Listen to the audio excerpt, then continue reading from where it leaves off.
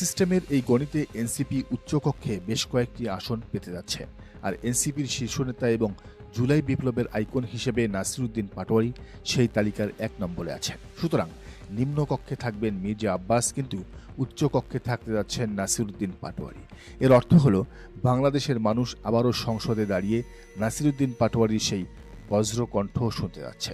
মির্জা আব্বাস তাকে এলাকার সীমানায় আটকালেও জাতীয় সীমানায় আটকাতে ব্যর্থ হয়েছেন। উচ্চকক্ষ মূলত আইন পর্যালোচকদের ভূমিকা পালন করবে।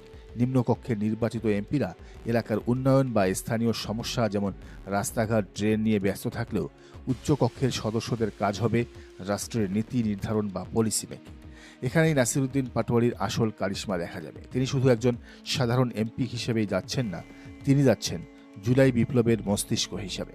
রাষ্ট্র সংস্কারের ব্লুপ্রিন্ট বাস্তবায়ন করা হবে তার মূল এজেন্ডা।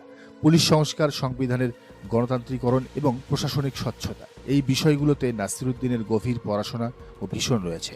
সংসদে তিনি গদবাঁধা কোনো লজিক ছাড়া কথা বলবেন না। তিনি কথা বলবেন ডেটা ও তথ্যের ভিত্তিতে। তার এই ইন্টেলেকচুয়াল পলিটিক্স বা বুদ্ধিভিত্তিক রাজনীতি সংসদের মানকে অনেক গুণ বাড়িয়ে দেবে। এতদিন আমরা সংসদে গালাগালি আর টেবিল চাপড়ানো দেখেছি, এবার দেখব মেধা এবং যুক্তির লড়াই। ঢাকা ৮ এলাকার জন্য এটি এক অদ্ভুত এবং চমৎকার সমীকরণ। একই এলাকার এই দুই নেতা একজন নিম্ন কক্ষে এবং একজন উচ্চ কক্ষে থাকার ফলে সংসদে এক চমৎকার ফিউশন তৈরি হবে। নাসিরুদ্দিন পাটোয়ারি সংসদে যাওয়া প্রমাণ করে বাংলাদেশের মেধার রাজনীতির দিন শুরু হয়েছে। তিনি হেরে গিয়েও হারেননি।